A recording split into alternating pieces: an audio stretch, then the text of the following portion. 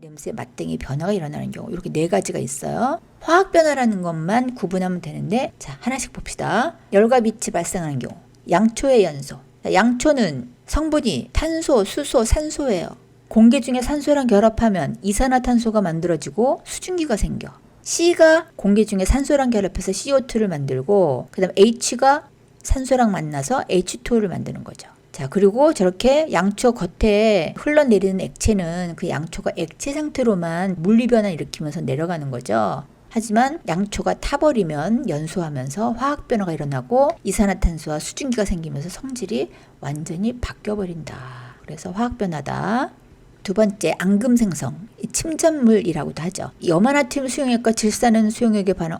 되게 복잡한 것 같은데 자, 이거는 2학년 때 나왔어요. 염화은이라는 흰색 침전물 배웠죠.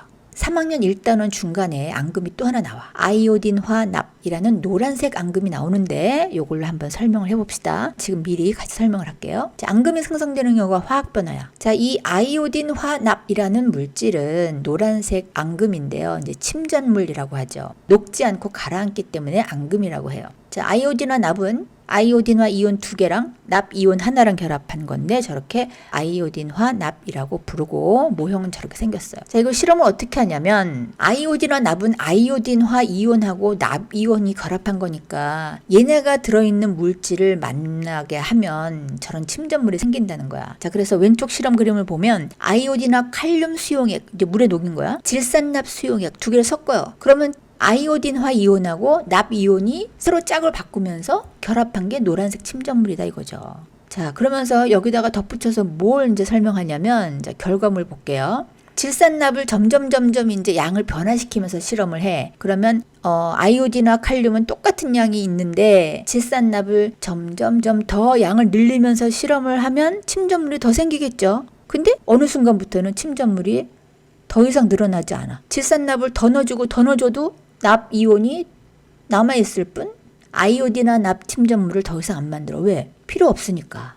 즉 얘네가 결합하는 비율이 정해져 있는데 한 가지만 더 계속 집어넣어준다 그래서 더 생성물을 만드는 건 아니겠죠. 그래서 얘네들은 결합할 때 일정한 비율이 있다. 자기네가 정해진 비율로 결합한다라는 걸 일정 성분비의 법칙이라는 이론을 얘기할 때 이 실험이 다시 나와요. 거의 다 설명했네. 일정 성분비의 법칙에서 아이오딘화 납 실험이 바로 이런 내용입니다. 자, 세 번째, 기체를 생성하는 경우 달걀 껍데기와 묽은 염산의 반응. 달걀 껍데기 성분이 탄산칼슘이야. 여기다가 묽은 염산을 더하면 묽은 염산이 강한 산성 물질이에요. 그래서 막 금속도 녹여. 그러니까 탄산칼슘 달걀 껍데기가 기체가 보글보글 생기는데 자, 이때 뭐 생기는 기체는 뭐 이름은 몰라도 된다. 네 번째, 색깔과 냄새와 맛의 변화. 자, 화학 변화가 일어나면 뭔가 새로운 생성물질이 생기는데 막 기체가 생기고 막 이러기도 하면서 여러 가지 변화를 일으킨다. 자, 그래서 가을에 단풍이 든다, 철이 녹슨다, 깎은 사과가 변색된다. 이런 경우 다 색깔, 냄새, 맛들이 변하는 건데 다시는 되돌릴 수 없다. 화학적으로 변화가 됐기 때문에 성질도 완전히 바뀌었죠. 자, 이런 경우도 화학 변화가 일어났음을 알 수 있는 현상이다. 자, 화학 변화 후에 이름도 바뀌고 자, 그런 것들을 모형으로 설명을 할게요. 정리를 하는 겁니다. 자, 수소 우리가 알고 있는 H2 기체죠. 물 H2O 액체죠. 구리 보통 우리가 생각하는 이제 금속 고체 덩어리야. 자, 이런 것들은 모형을 이제 보면은 저런 식으로 결합을 했다. 그래서 기본 입자를 저렇게 표현했죠.